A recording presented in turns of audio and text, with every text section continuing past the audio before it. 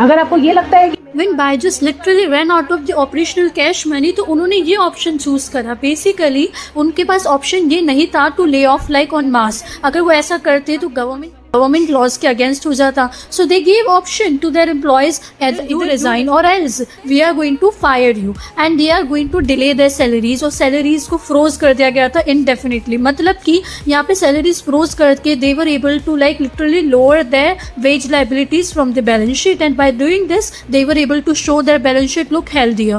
पर यहाँ पे बात खत्म नहीं हुई थी. यहाँ से और उन्होंने दूसरी चीज शुरू कर दी, revenue inflation. As I discussed in part 1, by using the loan cash money machine, basically वो अपना जो 3 साल का प्रीमियम जो सब्सक्रिप्शन पे करते थे पेरेंट्स, उनको 1 साल के अंदर शो करते हैं. मतलब कि as per the Indian accounting standard 115 it is absolutely illegal to show the future income in your current year, and that is exactly what Byju's did. इससे उनका रेवेन्यू इन्फ्लेट हो गया.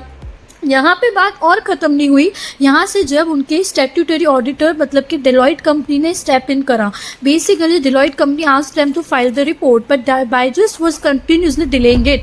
और उसके बाद में जब बायजूस ने फाइनली अपना रिपोर्ट्स फाइल करा, डेलॉयट कंपनी ने literally in the mid term उन्होंने अपनी position as the statutory auditor resign कर दिया, विच इज़ वेरी रेयर. और इसको बोला जाता है न्यूक्लियर ऑप्शन, जो कि बहुत रेयरली यूज करा जाता है. But Deloitte company used this new option in order to resign in the mid term, and not just the Deloitte company but many global board investors resigned from their position because nobody wanted to be part of a ship जो कि बहुत जल्दी डूबने वाली है.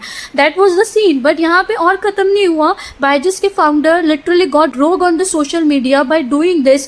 Twitters पे ये show करके like he went into मतलब कि पुष्पा स्टाइल के अंदर चले गए थे. He started tweeting like I am not broken, I am broke, but I am not broken, such kind of tweets जो कि शो करता है that how he got literally into a different position.